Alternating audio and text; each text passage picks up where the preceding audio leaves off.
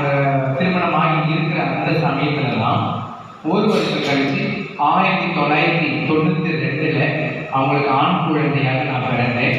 மறு வருடம் கழிச்சு என்னுடைய தங்கை சரண்யா வந்து பிறந்தாங்க. எங்களுக்கு 1லிருந்து ஒரு 5 வயது இருக்கும் பொழுது எங்க அம்மாவுக்கும் அப்பாவுக்கும் ஏகப்பட்ட மனஸ்தாபம், சண்டை. ஏன் அப்படின்னா, அவர் சரியா வேலைக்கு போக மாட்டாங்க, குடிப்பார், கஞ்சா அதுக்கு அடிமையாகி சூதாட்டம் ஆடுவார். வேலைக்கு சேர்ந்து சமைக்கிறது காசு கொடுத்தா தானே சமைக்க முடியும். இவர் வேலைக்கு போயிட்டு இருக்கிற காசை சூதாடிட்டு வந்தா எப்படி அவங்க சமைக்க முடியும்? இதுல இன்னும் சந்தேகப்பட்டு அவங்களை அடிக்கிறது, தேவையில்லாத சண்டை. இதுல என்னுடைய பெண் தன்மை வேறு. நான் பெண்ணா இருக்கிறபடினால அடிக்கடி மண்பான சட்டைகளெல்லாம் வச்சுக்கிட்டு விளையாடுவேன். பெண்களோடையே அதிகமா இருப்பேன். எப்பவுமே எங்க அம்மா முந்தானே பிடிச்சிட்டு தான் நடப்பேன். எங்க அப்பாவோட ஜாஸ்தி நான் ஒட்டி வாழவே மாட்டேன். இதனாலே எங்க அப்பா எனக்கு சுத்தமா பிடிக்காது. இது ஒரு மந்தாரு, இது வந்து பெண் தன்மையாகவே இருக்கு, எனக்குதான் ஆம்பளையா மாற தெரியல. 9 வயசுலயே 5 வயசுலயே வந்து அந்த பெண் சுபாவம் எனக்குள்ள இருந்தபடினால அவர் அதிகமா என்ன லைக் பண்ணவே மாட்டாங்க. இந்த சூழ்நிலையில் இருக்கும்போது அவங்களுக்குள்ள கருத்து வேறுபாடாகி இருவரும் பிரிச்சுட்டாங்க. அப்ப எங்க அம்மா மயிலாடுதுறையில இருந்து கும்பகோணத்துல எங்க சின்ன மாமா இருக்காங்க, அதாவது எங்க அம்மாவுடைய 2வது தம்பி அண்ணன், அவருடைய வீட்டுல எங்க தாத்தா அவங்க பார்த்துட்டு இருக்கிறாரு.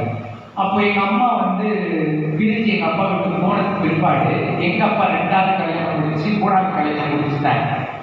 இதனால எங்க மாமா என்ன பண்ணிட்டாரு, என் தங்கச்சி வாழ்க்கை நீ கெடுத்ததுனால உன் தங்கச்சி வாழ்க்கையை நான் அக்கா வாழ்க்கையை கெடுக்கிறேன்னு சொல்லி இவங்க 2 பேரும் போட்டி போட்டு எங்க அத்தையை ஓடிட்டாரு. அவங்க போனி ஓவிட்டு சொல்லி இது இவங்க 2 பேருடைய பிரஸ்டீஜ் ப்ராப்ளத்தால எங்களுடைய வாழ்க்கை சின்ன வேணமாய் சீரழிஞ்சிருச்சு.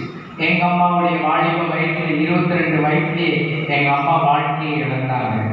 நாங்க ஒரு பக்கம் அவங்க வீட்டுல கஷ்டப்பட்டுட்டு இருக்கோம், எங்க அப்பா வீட்டுல.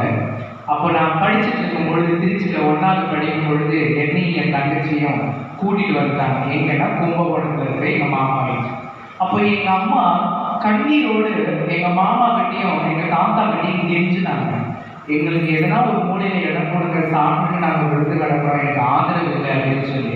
அப்போ எங்க தாத்தா பென்ஷன் பணம் வாங்கினாரு. பார்க்கணும்னு நினைச்சா பார்த்துருக்கலாம், அவரும் ஆதரவு கொடுக்கல. அந்த நேரம் எங்க மாமாவும் ஆதரவு கொடுக்கல. எங்க மூத்த மாமாவும் கஷ்டத்துல இருக்கிறபடினால அவர் 2வது திருமணம் பண்ணிட்டாரு. இவருக்கு திருமணம் பண்ணவும் இவரும் திருமணம் பண்ணிட்டாரு. இப்படி போட்டி போட்டு இவங்க வாழ்க்கையை தான் பார்த்துட்டு இருந்தாங்க. யாருமே வந்து எங்க அம்மா வாழ்க்கையை சீர்படுத்தி நிலைப்படுத்தணும்னு சொல்லி யாருமே கவனிக்கல.